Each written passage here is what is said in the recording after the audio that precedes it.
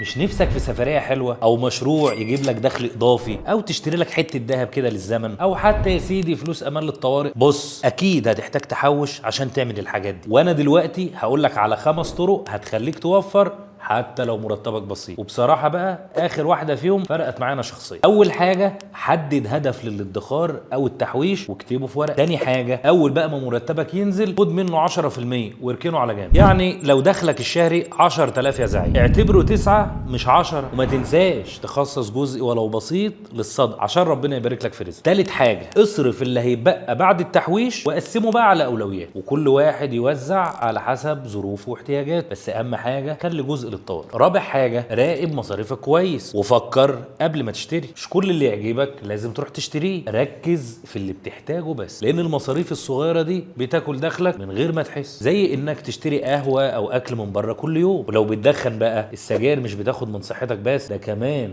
بتاخد فلوس. اخيرا واهم حاجة، الاستمرارية. حتى لو لخبطت شهر وصرفت زيادة عادي يا سيدي، ارجع تاني للنظام الشهر اللي بعده ولا كأن حاجة حصلت. قول لي بقى، لو مرتبك نزل النهارده هتبدأ بقى تحوش على الخطة ولا تستنى للشهر الجاي؟